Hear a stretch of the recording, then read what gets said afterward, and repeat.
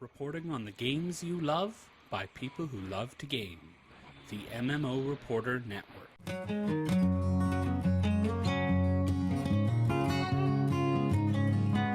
You, my friend, are listening to The Happy Hearthstone. This show is brought to you by Doghouse Systems, who make some of the most powerful gaming PCs on the planet. And I can say from personal experience that they have awesome customer service. Use the code MMOReporter at doghousesystems.com and get a free 120GB SSD.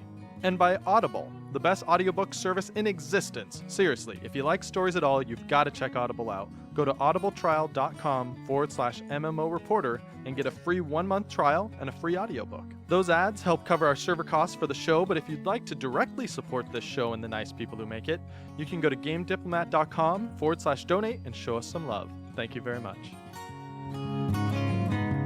Hello and welcome to episode 60 of the Happy Hearthstone podcast, the longest running Hearthstone podcast in the history of space and time and BlizzCons. I am your host, Josh Augustine, and this week I'm joined by Nick. Hello, Nick. Hello, Josh. How are you? I am so good. We just got back from BlizzCon last night. We're recording this on Sunday. How's it feel, buddy? Feels good to be home.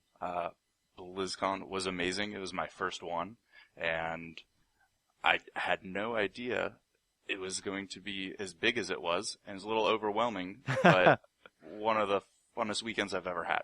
Yeah, it's really fun at kind of every step of the way. Like, at least when we were first getting there, Nick's like, wow, look at all these cars in the parking lot. Wow, look at all these people in line. Wow, look at the store. Like, it just everything just kept surprising. It was fun. I had no idea there were that many people, and it was that enormous. Yeah, I don't think they ever actually said what the final count was, how many people were. Did you ever hear? No, I didn't. I was hoping they would mention something because I was curious. Yeah, like in that opening ceremony, man, you couldn't even, like, see all the people. They just disappeared into the darkness of that huge room. So, Nick, we've been friends for a while. We kind of grew up together. We were roommates for a while. We played WoW together. We played Hearthstone together. You want to tell people a little bit about how you got into Hearthstone, why you like it, that sort of thing? I think I just got into it because it's a Blizzard property, and anymore, those are the only games I seem to have time for and play. And I think you got me into the beta as well, so probably a little bit of you getting me in there and introducing me to it. So you can blame me for all the money that you have spent on cards now. Yes, it's all your fault. So what do you like about the game? Which do you like, ranked, arena? What's like your big focus? I probably enjoy playing ranked the most. That's the most time that I spend playing is playing ranked matches. I do like arena, and I really enjoy the adventures, and which is why I'm so excited about what was announced while we were at BlizzCon. Yeah, dude, League of Explorers! So cool. Yeah, looks like a lot of fun, and it's completely different than what we've currently gotten as far as adventures. Yeah. Alright, so before we get into that, let's start by saying why we're happy this week. I'm happy. I think I'm kind of an old man now when it comes to conventions, Nick. Like, I am just happy I got a full night's sleep last night in my own bed at home. It felt so good. Very restoring. It did feel nice, and I feel old as well because I don't miss the dry convention air-conditioned air. It was kind of awful and dried out everything. But you gotta say, they kept that convention floor very cold, which was nice. Well, they had to. There's, 10,000 computers in there? Yeah, that's true. Yeah, I'm just saying, like, when I went to Comic-Con, that show floor gets hot sometimes. So it was nice that it was always at least cold in there. Yeah, they did do a good job keeping it cool, and they had some crazy control room. I don't know if you got to take a look at that. No. That was operating everything. It was kind of amazing. Where did you get to see this? Where was it? It was over by the Heroes of the Storm, and they had this giant booth with just computers and racks. Wow. And it was kind of amazing looking. That's awesome. See, I'm missing out. See, so I've been to like 5 BlizzCons now, Nick, and you've seen something I never have. Wow. Well done. Thank you. Yeah, so, I mean, obviously the big Hearthstone news that came out was League of Explorers, the new adventure. So it's got 2 new boards. There's a card back for it this month. It's going to be 4 wings, so it isn't an adventure like Nexramas or Blackwing Mountain. It's It's going to be 4 wings, similar. I think both those were 4 wings as well, if I'm not mistaken. Sounds about right. Maybe 5. Maybe 5, yeah. So it's going to be 4 wings released over 5 weeks. There's not going to be one during Thanksgiving, but it's releasing next Thursday in like 4 days. Isn't that crazy? Yeah, we get it almost immediately. Yeah. And in addition to all the new boards and everything, there's 45 new cards. 45. Yeah, which you're going to get as long as you complete the adventure and just buy the adventure. I mean, that's awesome. You don't have to deal around with packs or rarities or anything like that this time around. Yeah, there were 4 legendaries. Yeah, which are cool. Like, so that was the thing that impressed me most about the adventure, like the story and characters that they're putting into it. Because the Argent Tournament kind of had a story, Blackwing Mountain kind of had a story too, but this is really cool. They're telling like an adventure story of 4 people going after this golden monkey idol. And the characters are all so funny, like the little Murloc, gentleman Murloc. I forget it, Professor McGurgle or something. No, his name is Sir Murgleton. Sir Murgleton. Something like that. Now, I'm going to have to find it. Sir Finley Murgleton. That is his name. There you go. And he's got a sweet monocle, if I remember. He does have a sweet monocle. And then Brand Bronzebeard, which WoW players will recognize, obviously. He's the dwarf that kind of led you through all the kind of old god ruins. He's also the one that always touches all the control panels and buttons and causes like the turrets to start shooting you. Yeah. There's a completely new character that isn't even in WoW, and that's Reno Jackson, and he's kind of Indiana Jones type character. Yeah, he's got that very kind of old school movie star vibe to him. Yeah, it seems like a pretty fun character. Yeah, he's the one that they were saying might be kind of sketchy. Like he's kind of... He gets into trouble. Yeah, and I think they called him greedy at one point. So I'm just saying this: we're going through that adventure. If I have to choose someone to trust, it's probably not going to be that guy. Probably not. I think he's going to lead you down the wrong path. Would be my guess. Yeah, but the other one always going to lead you down the right path. Elise Starseeker. Yeah, and a pretty cool legendary. It's kind of a new mechanic. And it's going to shuffle a map into your deck. That map you will have to play. It will then shuffle the monkey, the golden monkey, into your deck. And the golden monkey is the card you want to play. Yeah, because that card is... Wait, let me remember. It's a 4-cost 6/6, is that right? It is a 4-cost... I think it's a 4/4. It has taunt. Oh, no, here we go. It's a 4-cost 6/6 with taunt. And a battle cry, replace your hand and deck with legendary minions. Your whole deck, your whole hand, just full of legendary minions. And completely random. Yeah, which could be incredible. It could be bad, I guess, as well, if it gives you, like, Lorewalker Cho and Millhouse Mana Storm or something like that. This card is asking a lot, right? Because you have to first draw Elise, play her, then draw the map, play it, then draw the golden monkey. But if you do and play it, yeah. But it just sounds so fun. Like, this is one of those cards. It's probably not gonna. It's not gonna be at BlizzCon next year, like leading the esports scene, right? No, it's something that's going to be completely in a fun deck, and you're going to play it just hoping that you get the chance to draw it, shuffle the map, draw it, and then get the monkey and play it. And those times you do, you're going to be pretty happy, I think. Yeah, for sure. I mean, and to be fair, she's still a 4-cost 3/5, which isn't bad. No, it's a decent card. Yeah. And the map actually gives you a card draw as well, so it's not completely useless.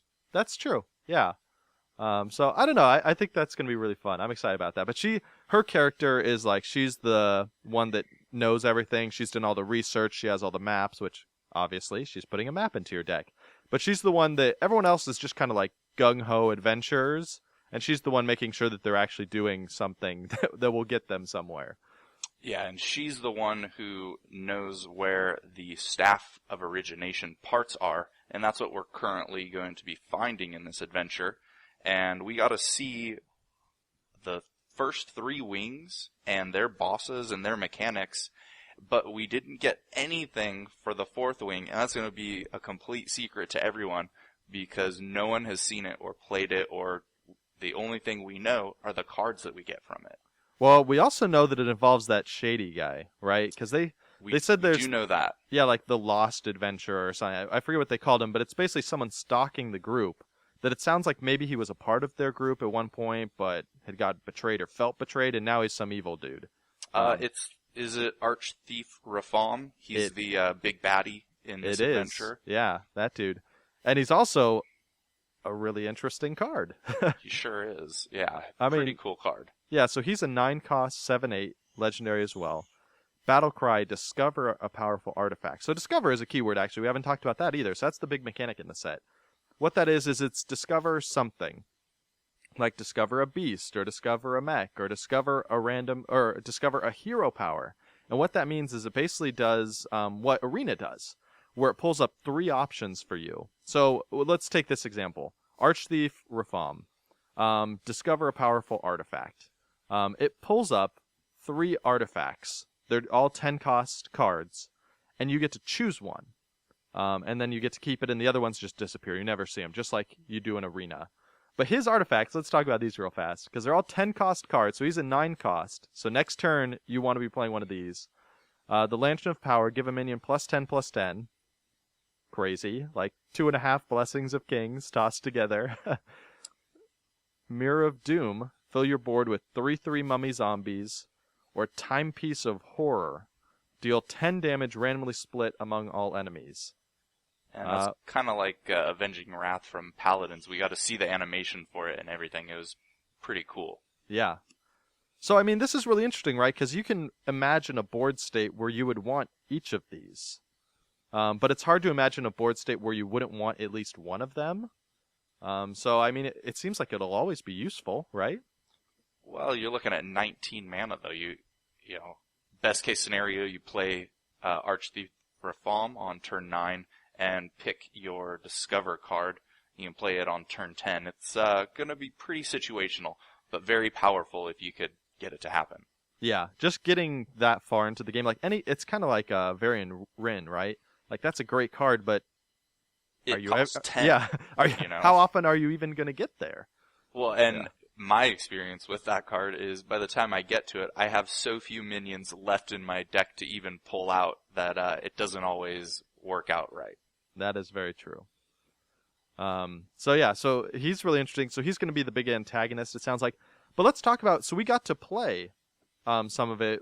We got to particularly play the challenge from Escaping from the Cave, which I thought was super interesting because it seemed like the most interesting kind of unique new dungeon they're throwing at us.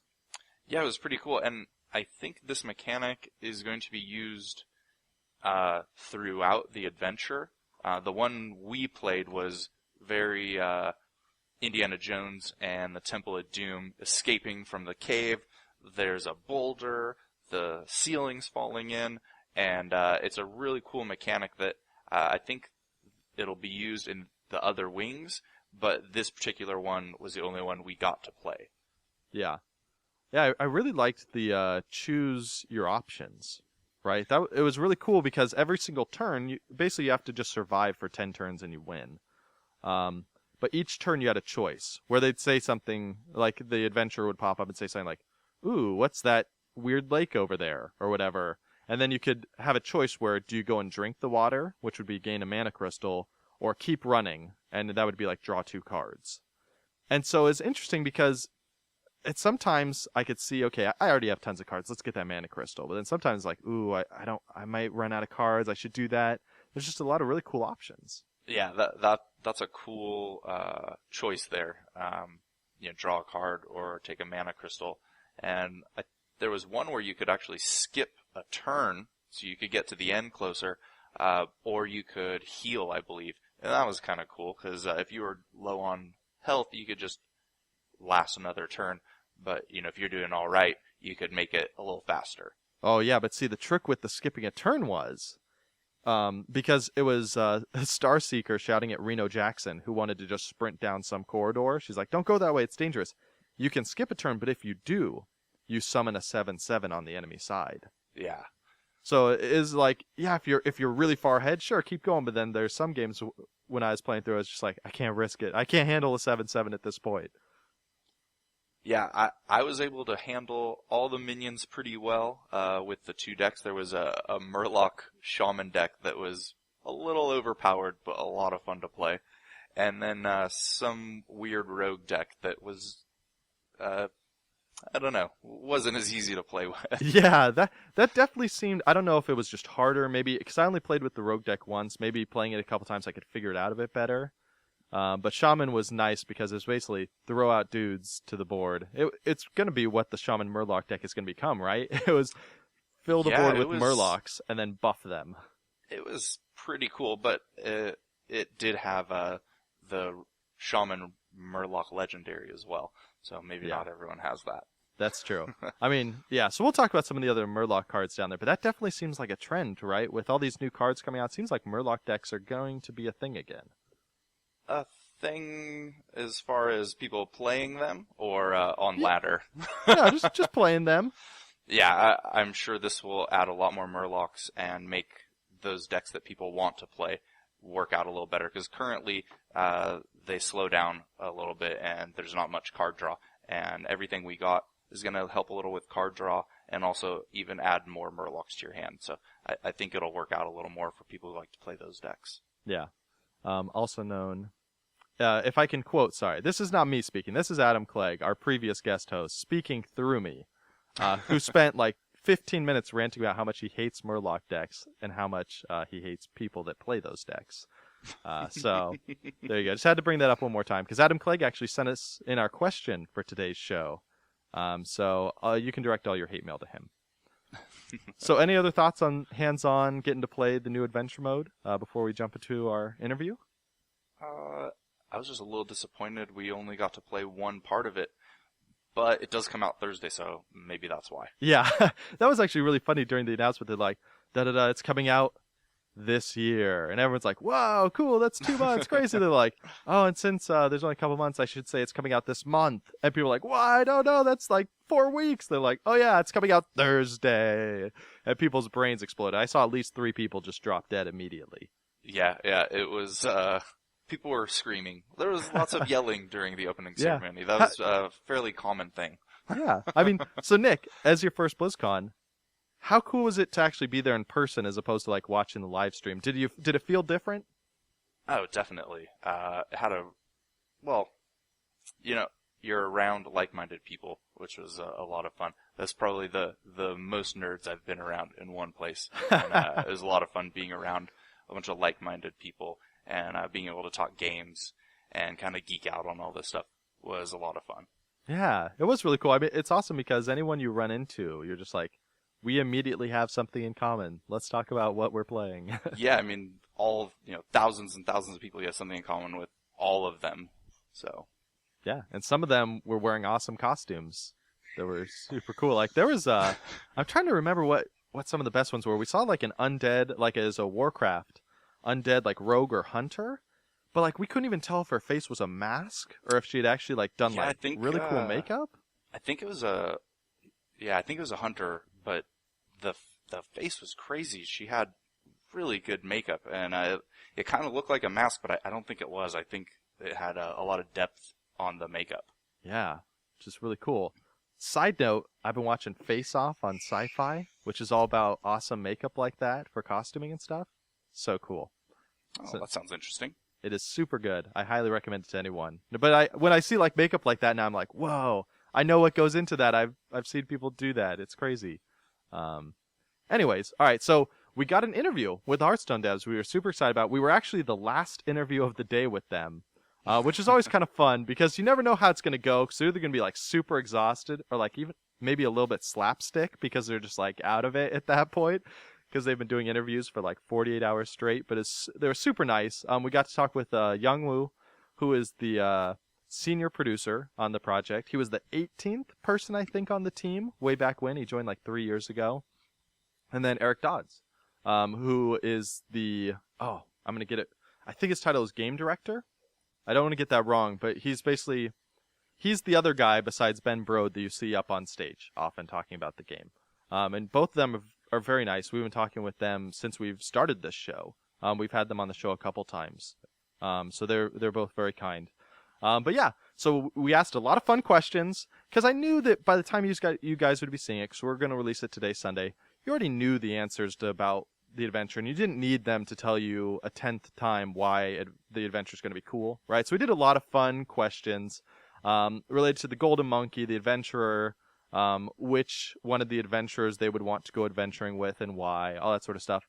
And I got an official answer on the actual odds of RNG cards, like Implosion, which we talked about on last episode, and we did a bunch of tests and checked, and so we ran it by them to see what they thought, and they gave us an answer there. And yes, we of course made them sing the Card of the Week song. It is awesome. I did not even prep them ahead of time, but Young jumped right on it and and he did awesome. So it's super fun. So sorry, that's my baby in the background. If you can hear that. No, she's just trying to sing the Card of the Week song. She's just very happy. That's what it is. And she's on the right podcast.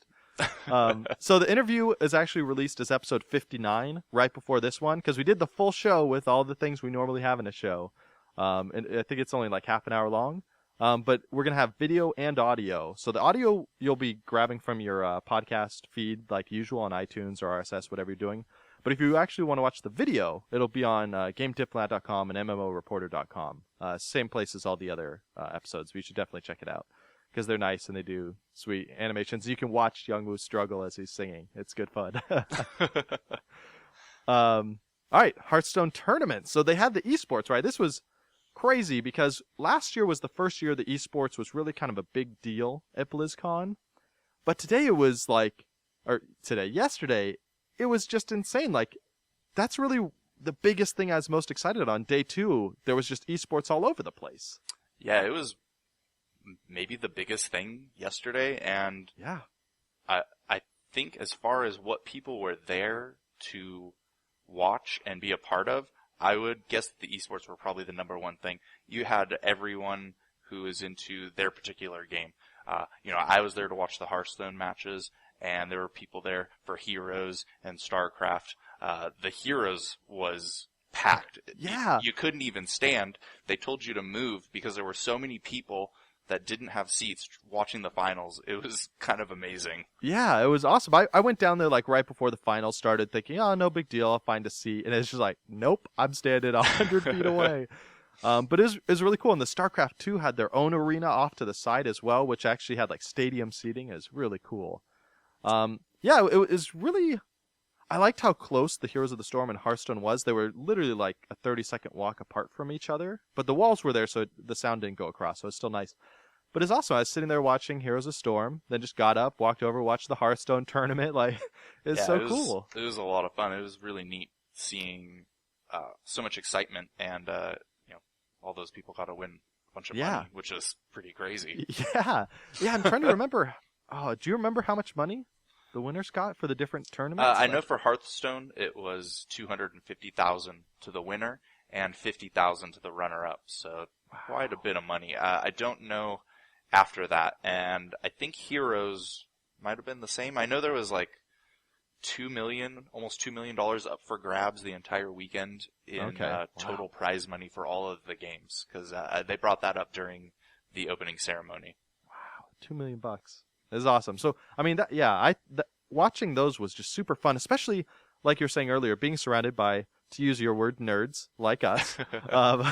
Like, it was really cool because normally when I'm watching esports, I'm just at home on my computer, and maybe my wife and kid are here, but they're not paying attention, right? But like, when something big happens, you just want to shout, and they're like, everyone is shouting, so you just get caught up in it, and you're shouting too. And all right, so we're gonna have spoilers here. I'll give you like a couple seconds. I'll ramble here just for a little bit. So if you don't want spoilers, find the pause button, pull the iPhone out of your pocket. All right, we're going. When they top-decked Alexstrasza, like, as you're saying... Ostkaka in the semis top-decked Alexstrasza. The only card that he could have got to win and not lose, he just happened to get. And people were yelling, screaming. It was pretty amazing. Yeah, because I forget which shoutcaster it was, but one of the shoutcasters as they were saying, was like the only card they could get right now that could save him would be Alex Straw's. And right as he was saying it, the card and just everyone flips over. was yelling. It was pretty crazy. It was unbelievable, and the chances of that happening were pretty slim. And it was really interesting. It was really fun. Yeah, it was so cool. So actually, I wanted to talk about the two people that made it to the finals real fast, which is Ostkaka and Hotform. So Ostkaka's from Sweden, Hotform's from Canada, who I was rooting for, just because, North America pride. If U.S. can't win, Canada's next, that's just as good, right? So their 3 decks that they brought were really interesting. They were the only 2 players in the whole tournament to bring Rogue. Yeah, which most people kind of didn't really think Rogue was a thing. And so I was really looking forward to this tournament to see what the surprise cards were going to be after Grim Patron was gone. And seeing kind of, because you'd think people would start to get a little more creative now that there was a little more room to be flexible. And this was super interesting. So it's Oil Rogue. We'll put a link to the deck if you want to check it out.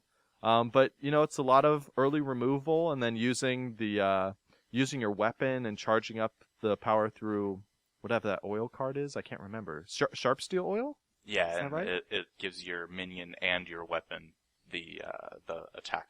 Yeah. Oh, Tinker's Sharp Sword Oil. There you go. And then even had like Edwin Van Cleef in it, which I haven't seen that guy played in like 2 years. So yeah, it's super an interesting fun. deck. Yeah, it's really cool. So we'll put a link to that.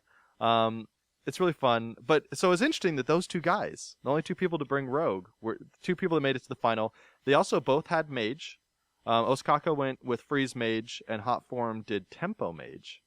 Yeah, Ostkaka's Freeze Mage is probably my favorite deck in the whole tournament. I had the most fun watching him play that deck, and it's the one I want to try the most. Yeah, because every turn is like so tense.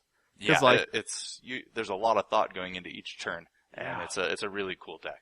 When you see Lethal sitting on the other side of the board, but they're frozen, it's just like, oh man, I have 1 turn to figure out what to do. Yeah, how do you not panic or make a wrong move? That's probably why he won $250,000. Yeah, I mean that's what's interesting, right? Because in the finals, so they both had Oil Rogue, both had Mage, then Ostkaka had Warrior, and Hotform had Druid, which is Hotform's kind of classic deck, Control Druid. And it's interesting that you could just tell how good Ostkaka is, because it wasn't even close, almost. No, it was over really quick. Yeah, even though they had similar decks, he just played everything so well that it just looked so dominant. I was telling you yesterday that watching him, it almost seems like he knows what the other person is going to do before they do it, and he knew all his turns, maybe 3-4 turns ahead. It was pretty amazing to watch. He's a really good player. Yeah, it's that feels like one of those games, like you could watch those games probably like 4 or 5 times just to learn stuff with the choices they're making, and yeah. So we'll put a link to that as well if you want to go watch all the tournament games. I'm sure it's all on Blizzard's site as well. All right, let's talk about I think the coolest Hearthstone thing at the entire BlizzCon. Let's talk about that tavern upstairs, dude. So cool, right? Yeah, I think that was definitely yours and my favorite part of BlizzCon was spending time in the tavern. It was really cool. And It had a cool ambiance. There was a bar.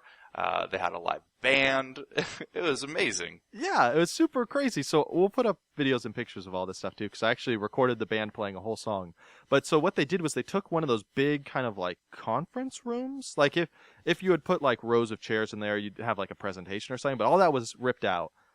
They had built like parts of a tavern. So they'd built like a giant fireplace with a big hearth over it, a big like wall. They'd put like rows of wooden tables with benches and couches lying around. Like you walk in, and then on the stage right in front of the hearth is the band of like 4 kind of Renaissance musical people playing the Hearthstone songs, and then some other songs that I think were still Blizzard songs. I didn't recognize all of them, but just like happy hearth music. Like it literally felt like you had walked into the tavern that the game Hearthstone is supposedly set in, right?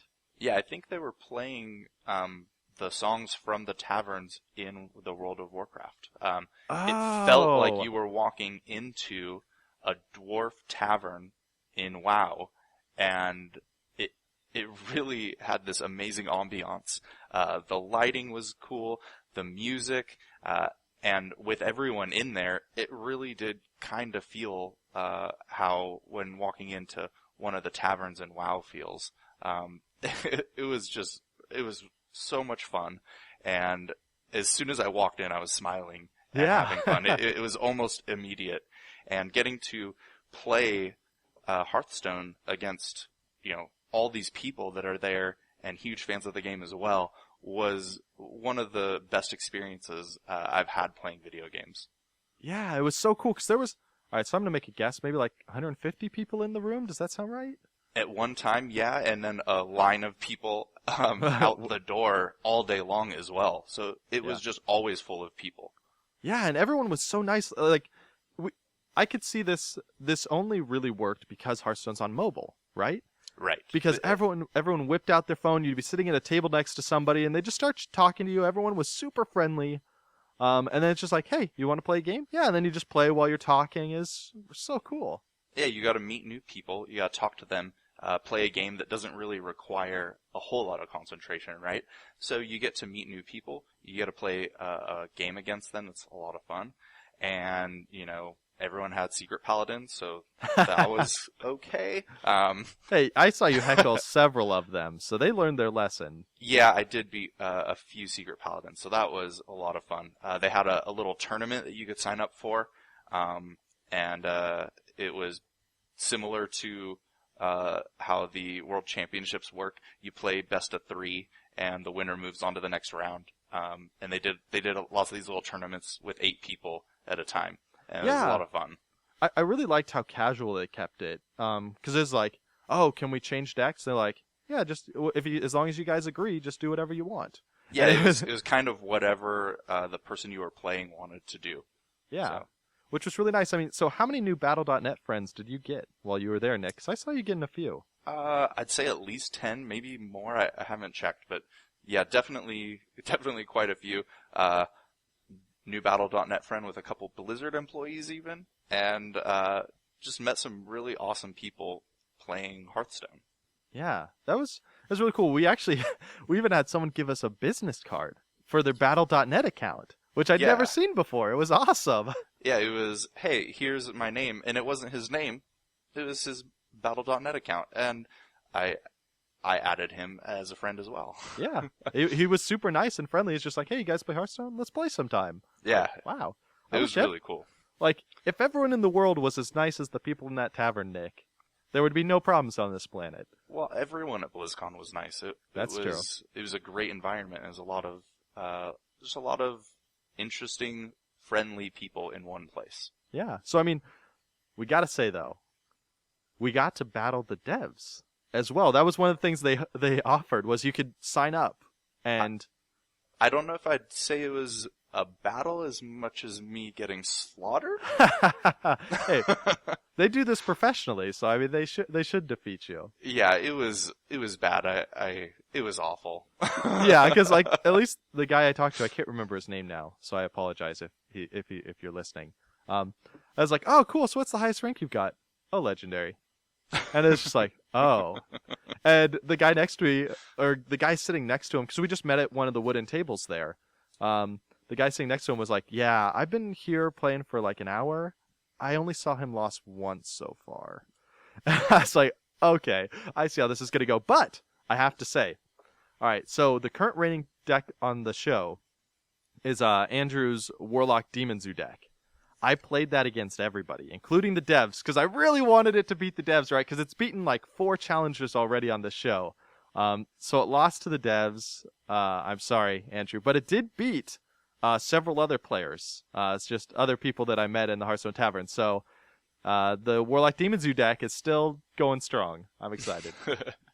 Yeah, the battling the devs was really cool. You had a chance to either play on a stage with a pre-constructed deck, or what I chose to do, and I think you did as well. Yeah. You could go meet the dev and play on your device against them and play one of your decks, and then you got to talk to them and meet them, and they're just accessible and open, and it was a lot of fun.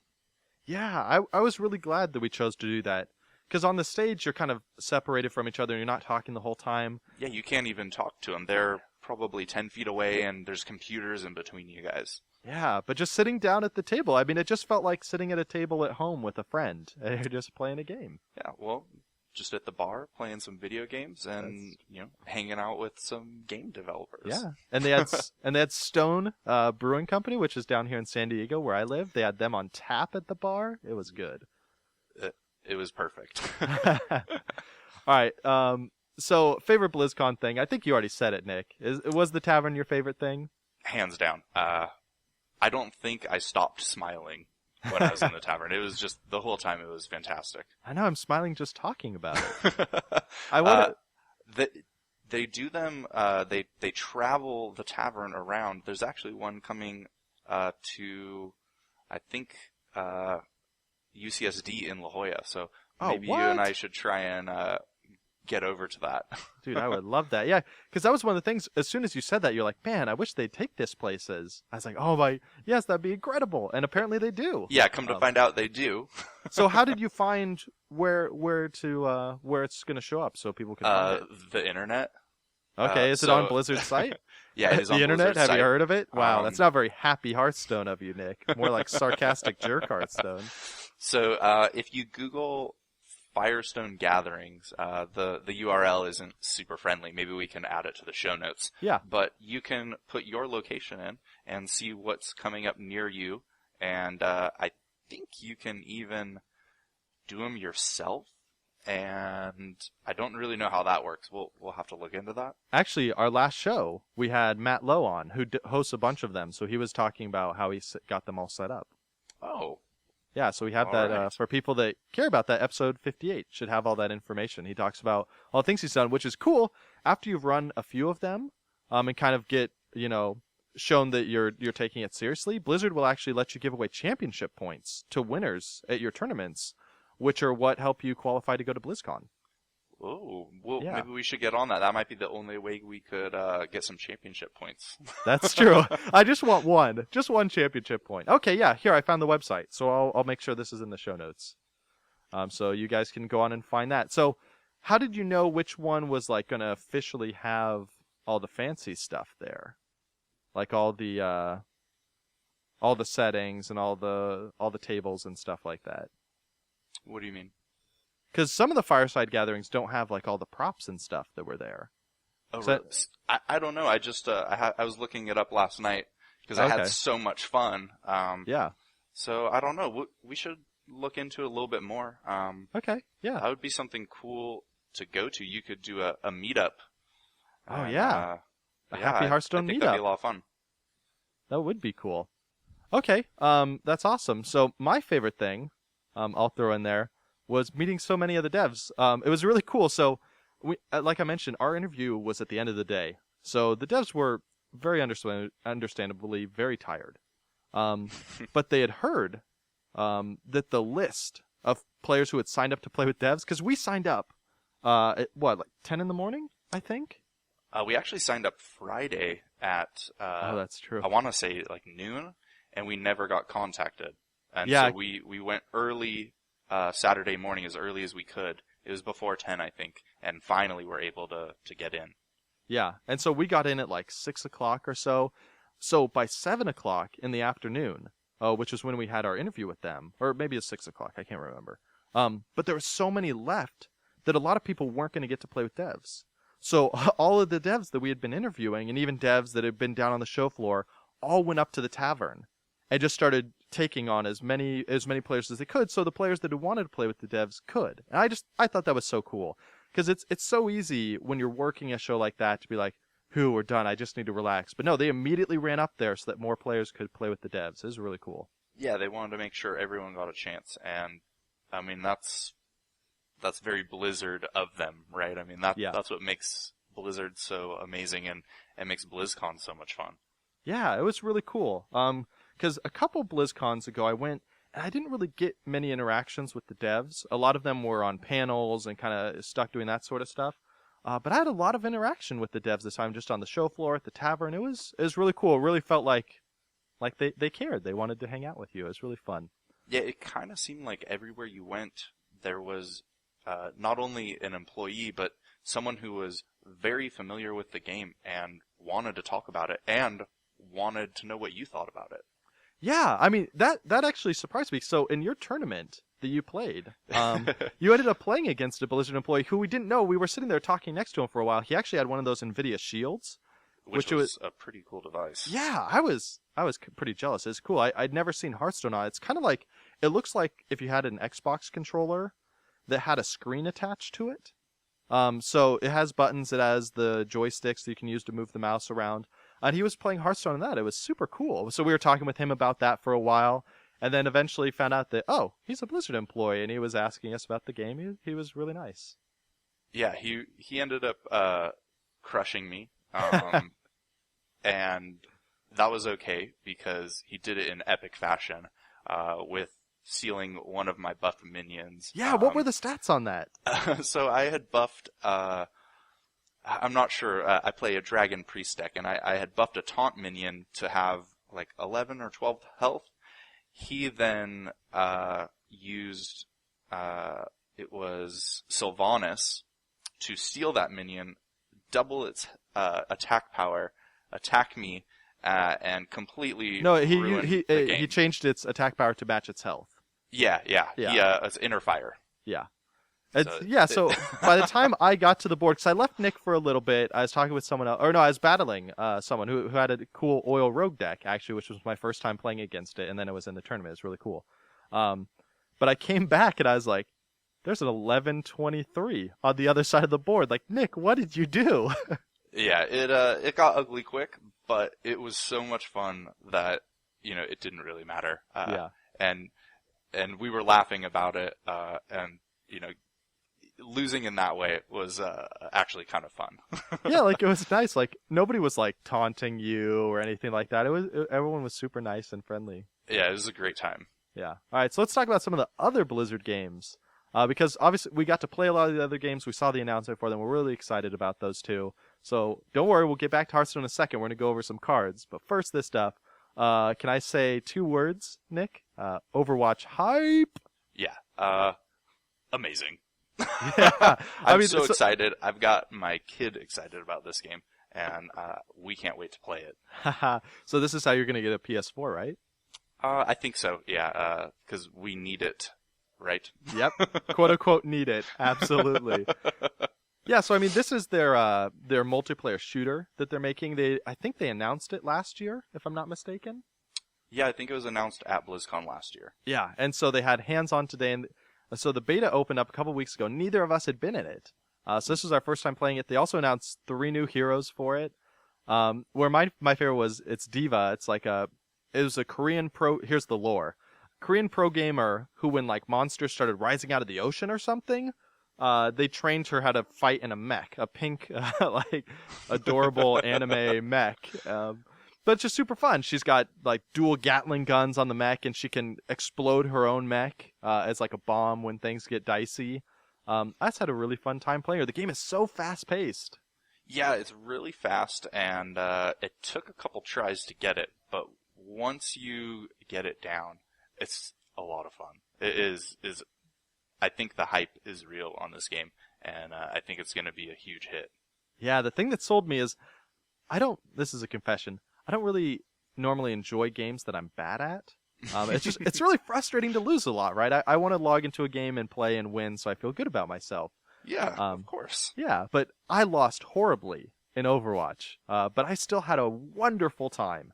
It was still so fun, so I was like, okay, if I can have fun losing, there's nowhere to go but up in this game for me. Yeah, you didn't feel bad losing, or, because it is so fast-paced. You get eliminated pretty quick sometimes, but you get back in it so fast, and something can turn the battle really quick, and then, you're right back in it. Yeah. And there's no reason to really, get upset about getting killed and having to respawn, because it changes so fast, and even if you're losing, your team can turn it around so fast that it makes it a lot more fun, and it's hard to, get down if you're losing. Yeah, it was cool because even though I lost pretty miserably, I had one really good play. And that was enough. You had the play of the match, actually. I did. It was cool. At the end of the match, they choose one play and show it to everyone afterwards. And so I had the play of the match. I had a triple kill by exploding my mech. It was fantastic. I just kamikazed in. But it's cool when you explode your mech. Your character, the girl, actually leaps out of it and can still shoot her gun. And if she shoots enough people, she can summon a new mech and get back in. So you're not actually killing yourself. But I got a triple kill with that, and it felt really good. And that was enough that even though we lost the game, right, there's still plenty of moments where you can be the hero for a short while, and you still feel really good. Yeah, it's a lot of fun. It's a great game, and I hope we get in the beta soon. I know! So, I ruined Nick for the entire convention, because as we were driving there, I was like, dude, wouldn't it be cool if on stage they're like, everyone that's here gets access to the beta? And Nick was like, oh yeah, of course they're going to do it. It's going to be awesome. And so the whole time during the opening ceremony, we're just waiting for it. Please say we're in the beta. Please say we're in the beta. It never happened. And then now that I've played it, I just want to play it again, and I can't. Yeah. So as far as I know, they still haven't given out the goodies for the digital goodies for people that went to BlizzCon.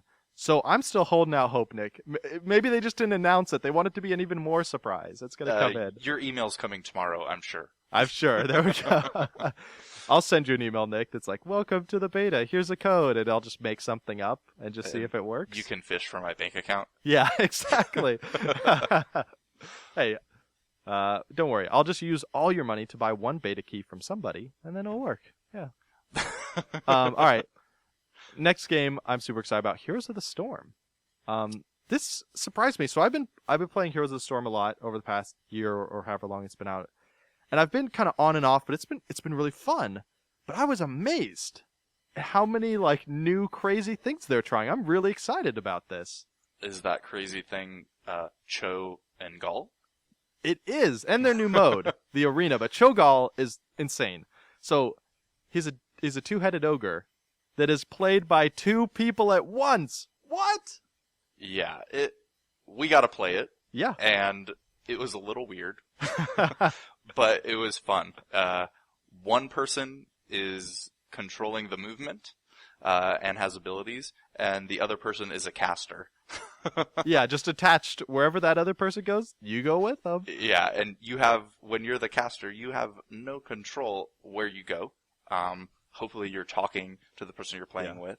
But if you were not, you're just along for the ride. Yeah. Hope they're making good choices. Which you did not.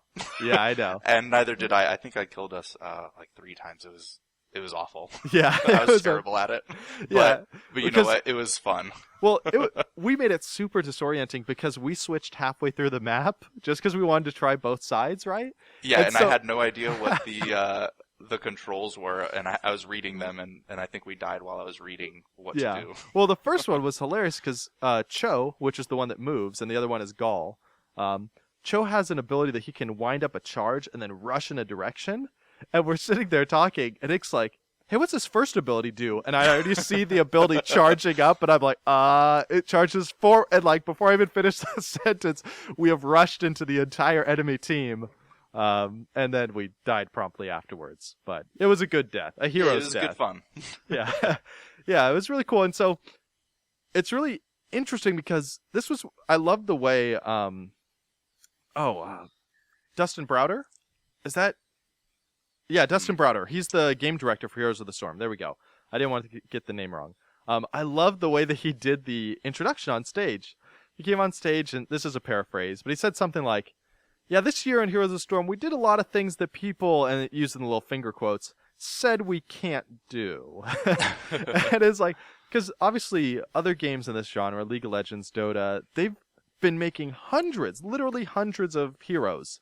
None of them have tried to do a 2-person hero, and Heroes of the Storm does it, and it's actually really fun. It's cool.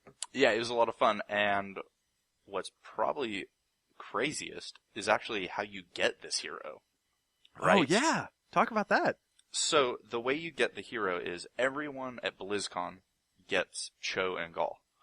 You cannot buy this hero. So what's going to happen is you're going to invite your friend to play with you. When the two of you play that character twice, they will then get it. Then they can pass it on to someone else by playing that character with another friend. And so the idea is it's going to be a virus that basically spreads Cho and Gall to every Heroes player. It's really cool.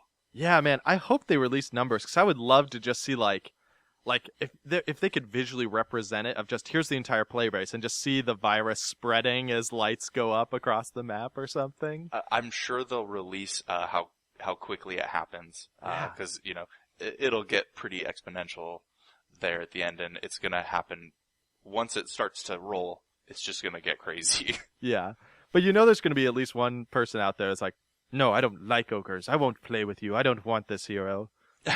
Well, not everyone likes fun. So. That's true. Not everyone likes fun. Yeah, so I'm super excited about him. As funny, PC Gamer did an interview with Dustin Brown and a couple other people. I'll put a link to that as well.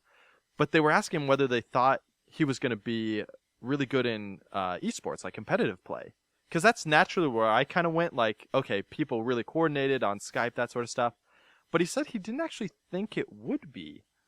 Because you're putting so many eggs in one basket. Just the fact that, like, if Cho'Gall makes a mistake, you instantly lose 2 people. Yeah, you would both then make that mistake. Yeah. Say for example, that your Cho charged into the entire enemy team while you weren't ready for it. Yeah, then you both would lose. Yeah, then you both die. So that was really interesting. So I'm super excited about this champion.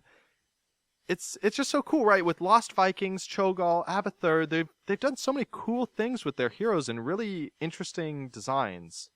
That I'm really a fan of what they're doing right now. And then the other thing that they announced was their new map, which is, it's kind of, other games have like all random modes where like you get random heroes or champions.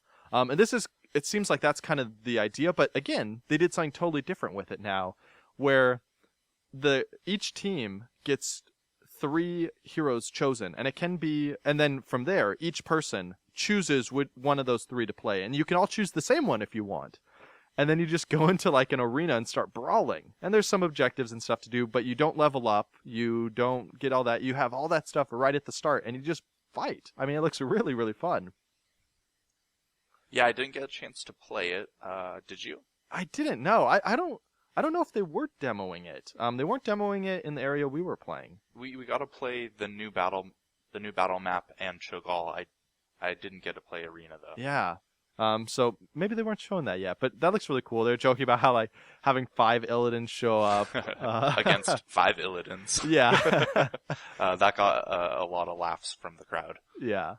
That was really cool. So that was really fun as well. And the other thing that, so I picked top 3, right? Other things, because obviously we could talk about everything they announced forever.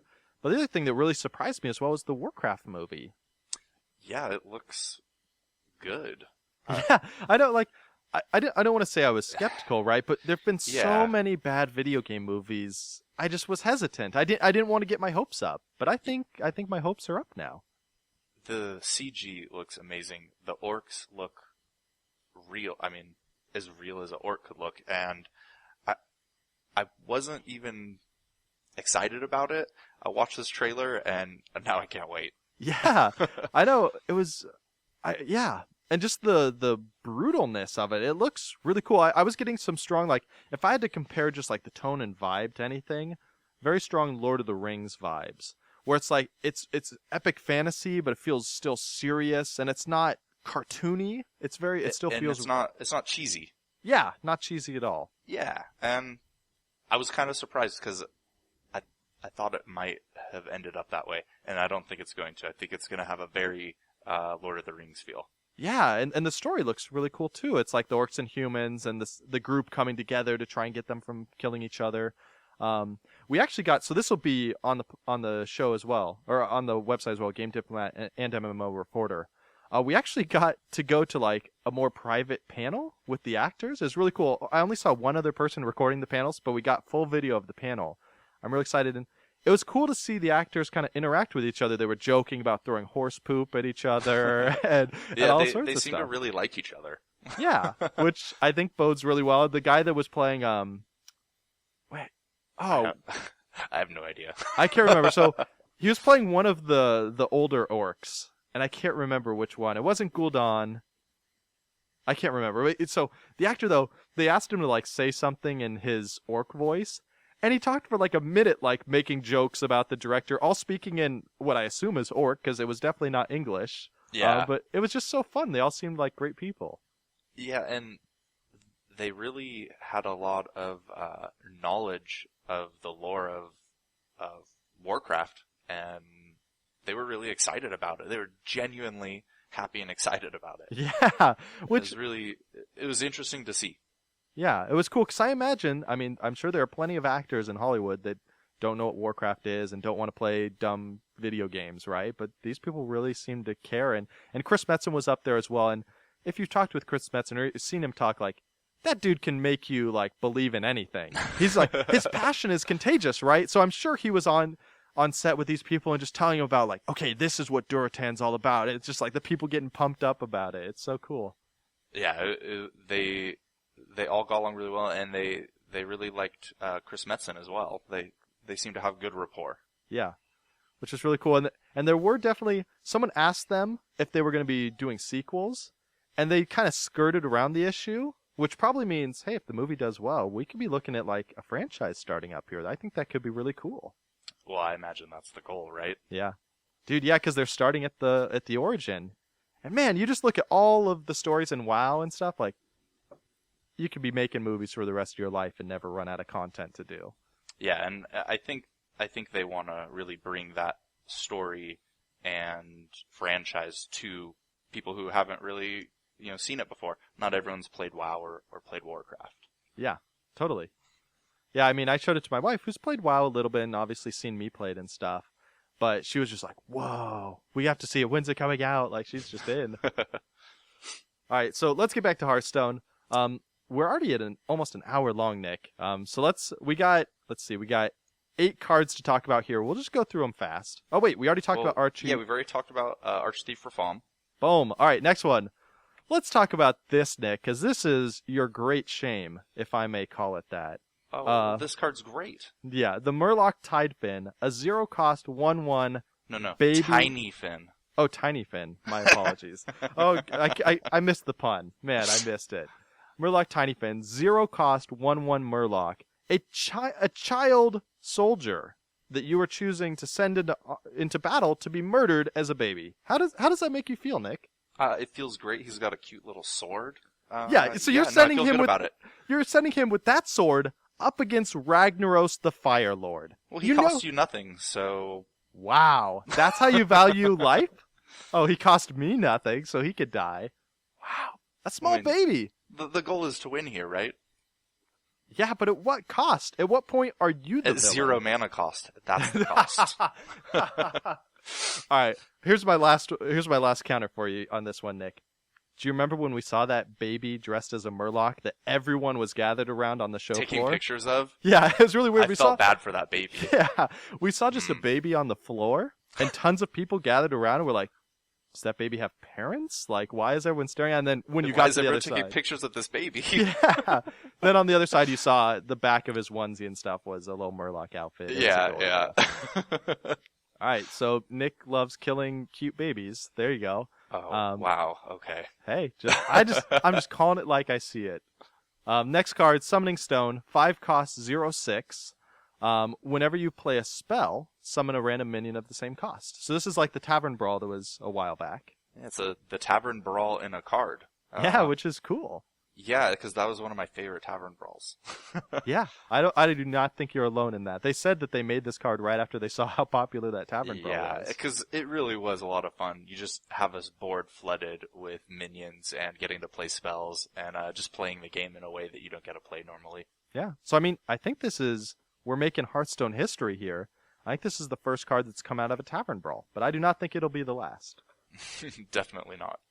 Yeah, so this looks really fun. It's interesting. It's similar to the, I can't remember the name of it, the Warlock Summoning Portal. That's what it is. Yeah. Where it's a 0/6, right?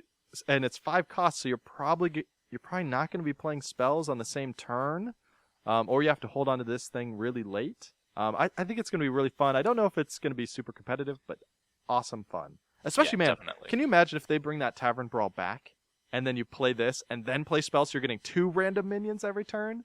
Or every time you play a spell? That'd be awesome. Well, maybe that is the perfect place to play this card. That's true, yeah. Alright, next card, Raven Idol. It's a 1-cost druid card, and you choose one. You either discover a minion or discover a spell. And we didn't mention earlier, but discover can only be stuff for your class or neutral. So for spells, this is only for druids. You only get a druid spell, which I think is probably good, right? For only one? Yeah. To be able to choose, oh, I'd rather have a minion right now. I'd rather have a spell. Well, I mean, what if you got Innervate? This could be a pretty powerful card for early ramp with like a mid-range druid. That's true, yeah, because the cool thing about Discover is it doesn't obey, or I'm making it sound like such a bad boy. It doesn't obey those rules where like you can only have 2 copies of a card in your deck. So like Nick was saying, like this, I don't even know if this would be good, but it's interesting. If you had 2 Innervates in your hand in this, and you played this and got an Innervate, you could have 3 Innervates in your hand, which is just something you could never do otherwise. On turn 1. On turn 1! Like, sure, all the eggs in one basket, just do it. But it's cool. There's a lot of really cool opportunities where it seems like people smarter than me could probably figure out a way to use it to really good advantage.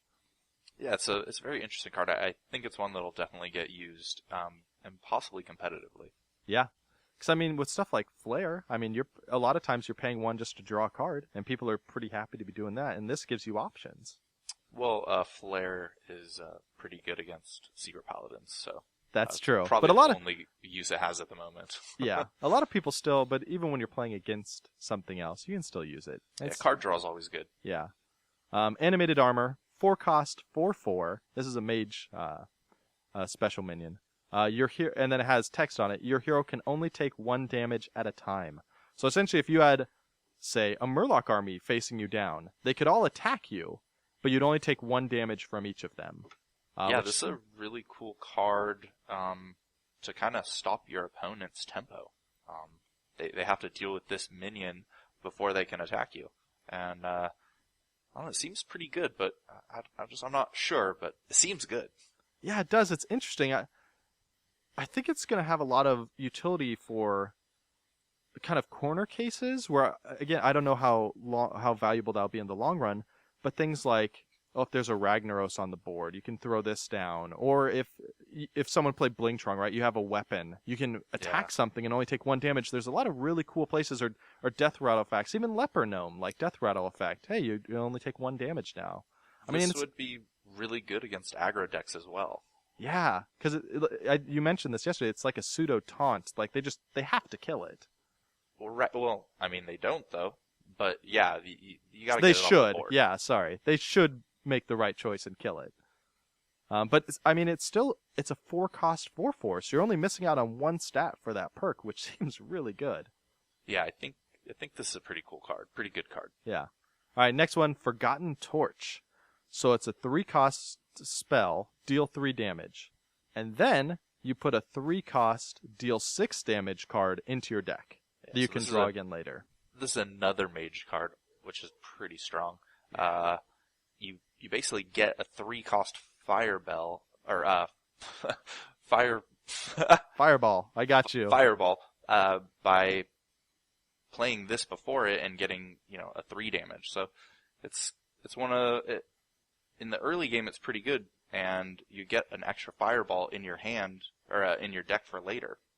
Yeah, it seems really interesting. I'll be really excited to see what people do with this, because it seems like some sort of spell power deck obviously gets the most out of it.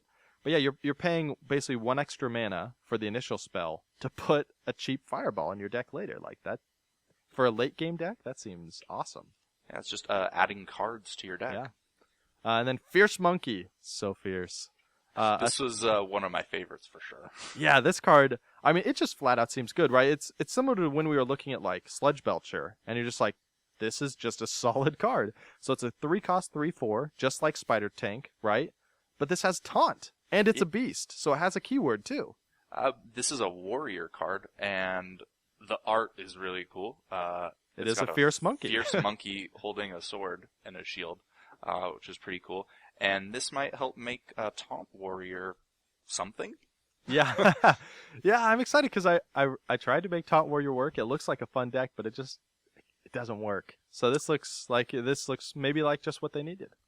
And it might be a pretty good card for early Warrior. They don't really have a lot other than weapons. So yeah, that is very true. So let's jump into the community section. We got a question sent in from Adam Clegg, that Murlocator. Send all things to him at rclegger on Twitter. He asked what the best card we saw from the new set is. So Nick, what do you think? I think my favorite card is going to be the Priest card. It's a 6 mana cost spell, and it is Entomb. And it says, choose an enemy minion, shuffle it into your deck. And not entirely sure how this works yet. We don't really know. But assuming it doesn't trigger a death rattle and it just picks up the minion and puts it into your deck, I think this is a really strong removal. Yeah, I mean, so I was uncertain at first because it's 6 cost, right? Normal removal like Assassinate is 5, and Priest already has a ton of cheaper removal at 3 and 2. But the more I thought about it, man, when you think about stuff like Sylvanas, and just things where it's like there's so much downside if you kill them, or even with Hunters when they have a Scavenging Hyena on the board, when can remove stuff without killing, it's so good. Sylvanas is a perfect example. If you were to assassinate Sylvanas, you're going to get the death rattle effect still. And assuming this card just picks up the minion, puts it into your deck, that's what we think is going to happen. This is really strong. For 1 more mana, and you get the card, I don't know, I think it's a good card. Yeah. It's interesting, because it is like, sometimes you're going to have to use it on stuff you don't want to draw, and then you're going to end up drawing it because it doesn't gel with what you're trying to do, but it's really interesting. Priest has so many cool, intriguing cards. And this is more, I'm going to use your stuff to kill you, and that's always kind of fun. That's true. Playing that kind of deck with the Priest. You're a terrible person, but I am too, so I like it. It is fun to take someone's minions, take them from their hand, from their deck, from their board, and play it against them. My favorite move is using Shrinkmeister and Cabal Shadow Priest. So that's I do like. That's probably why I like this card so much. Yeah, just actually before this show, I was playing, trying to get my dailies done, and I stole Lepronome and then killed somebody that they had put a ton of buffs on. So not only did I kill 2 of their dudes, but then they took the death rattle damage since I controlled Lepronome. It just felt so good. All right, my favorite card though, or the card I think is going to be best, which is, it's tough to say, right? We're going to do a full review episode after we have all the cards and the adventures are out and all that sort of stuff like usual. But I like Gorilla Bot A3. He's a 4-cost, 3/4 mech. So Spider Tank, but costs 1 more. But look at what you get for that 1 cost. If you control another mech, discover a mech, which is where they present you 3 mech cards and you choose one and put it into your hand. Like, that's insane. 1 cost to draw a mech in a mech deck where all you want is more mechs? Yeah, I mean, not entirely sure.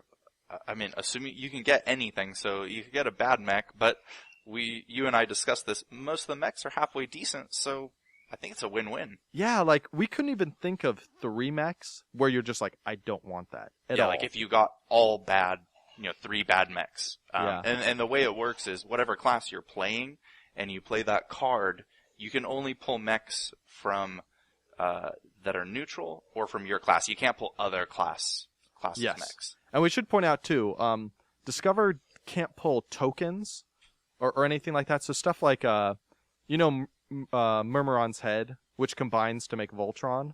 Yes. You can't get Voltron from Discover. Like it's not a collectible card, so you can't get stuff like that, and you can't get like if you were to get a troop or something, you can't get like one of Hogger or something, or not Hogger, Huffer. Any of the things from the Hunter spell. Yeah. So, man, it looks super fun. Tomb Spider was similar. It's a similar concept, but for beasts as well, so I think that'll probably be pretty good. But, man, that mech card, so good. Yeah, Tomb Spider was an interesting card as well. Yeah. So, all right, iTunes review. We don't have an iTunes review, but at the Hearthstone Tavern, we met the president or founder, I can't remember, of Gunner Optics, maybe both, I have his business card. I don't remember where it is. But he was super nice and friendly, right? He was just sitting there playing Hearthstone in the tavern with his son, and his son did like the trivia contest, which was another cool thing. If you went up to a dev, they'd ask you a piece of trivia. Oh, let's just do it right here. Trivia question. All right. Get your thinking caps on. Which card, when played against Malfurion, says, "Greetings, brother"? We won't say it here. Send in your post on the comments, Twitter. We'll announce it later. But I don't want to spoil it for people that want to think about it. But so that was the question he got, and he answered it right, and then they gave him a cool pin. But it was really cool. So he, and this is a quote, said that he, quote, enjoyed the show. So there you go. So I'm counting that like a 10-star iTunes review right now. We did it. 10 stars. All right. Yeah, but that was fun. It was cool. He was just sitting there. We were both watching one of the devs play against someone else because they encourage us to just sit around and watch them play, and you can kind of give comments and talk with them as they play. But he was really nice and super friendly, so that was really cool. I was happy that he had seen the show. So donations.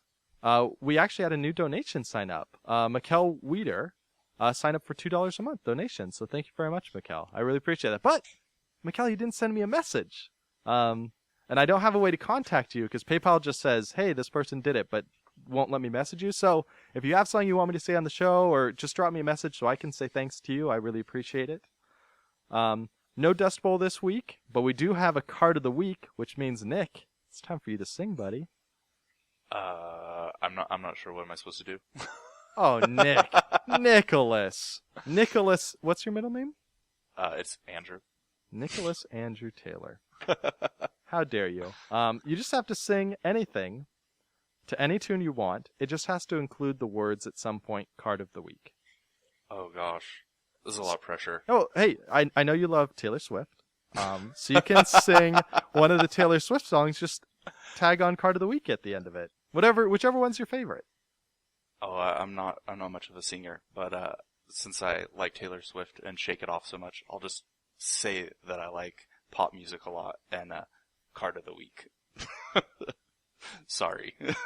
Nick, that is unacceptable, dude. We're on episode 60. No one has ever gotten out of not singing, so you have to sing. I don't really sing. I'm not sure. All right, just sing the words card of the week to any tune you want. Just pick random notes. It could be awful. All right, so card of the week. All right, I'll accept it. But you if we're playing Limbo, you bumped the bar, but it didn't fall off, so you get to keep going. No, all right. Well, thank you very much. So, what is the card of the week? It's a hunter card. Ooh, I like it already. And it is Explorer's Hat. And this is a 2 mana. It's a rare. And it's give a minion +1/+1 and Death Rattle. And that Death Rattle is add an Explorer's Hat to your card. So you get another one after that minion dies. To your hand, yeah. Yeah, you get another Explorer's Hat to put on another minion, and this could go on the entire game. Yeah, it's interesting, right? Because 2 cost, you're going to get it out early. And even adding 1/1 to a lot of those early minions can make a really big difference for being able to survive a trade. Yeah, I mean, this screams Face Hunter to me. Yeah. And it's also fun because you just picture all like raptors wearing explorer hats, the little hog or huffer, the boar charging out there wearing a little explorer's hat. It's adorable. Yeah, who doesn't want to see beasts wearing hats? Yeah, I mean, this is really interesting. So, to speak of the unspeakable, Magic the Gathering, another card game, has a concept of equipment, which is where you place similar things like swords, and you can attach them to minions, and they'll fight with them, and if the minion dies, the equipment stays on the field. And so this has a very similar feel to it, but in a really cool way. I like that you get to keep playing it over and over and over, because you can trigger a lot of things off of that. And I mean, the only way to stop it is for your opponent to use silence on it. And if they're doing that on your 2-cost spell instead of whatever you have later, that's awesome. Yeah, well, and not to mention, you could have another one. Yeah. Oh my gosh. You could put 2 hats. You could have a raptor wearing 2 hats. This is great news.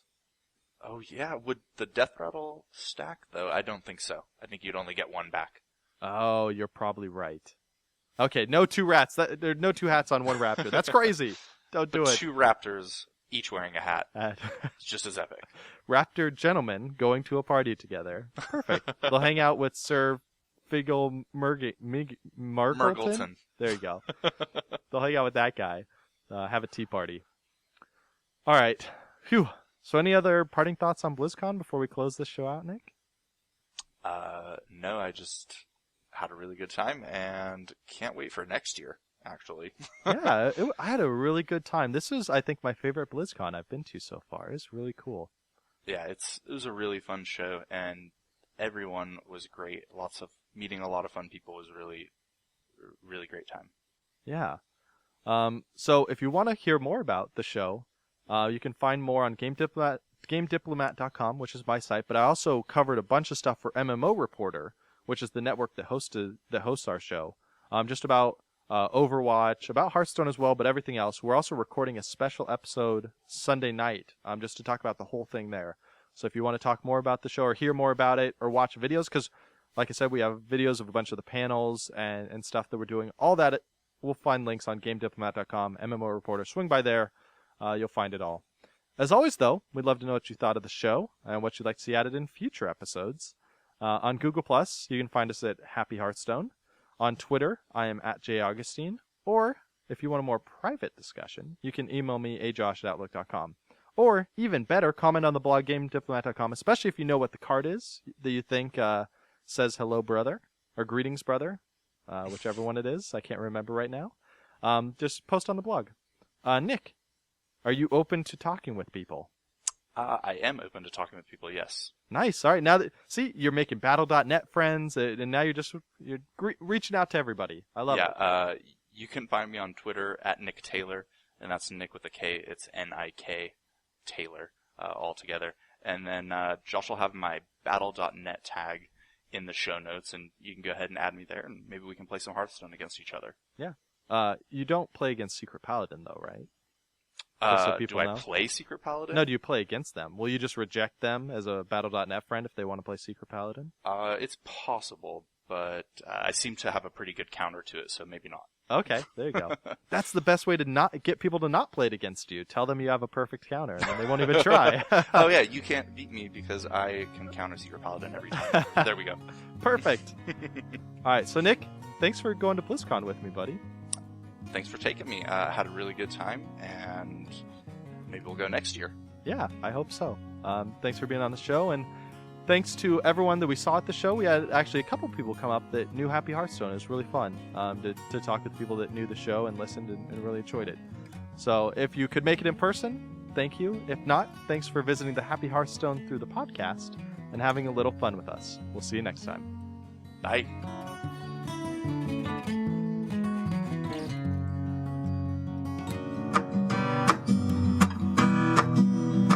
Thanks for watching the video, everybody. Don't forget to check out all the other podcasts at MMOReporter.com or by clicking on any of the links here. And please check out our Patreon campaign at patreon.com/MMOReporter. Thanks, everyone, and see you in game.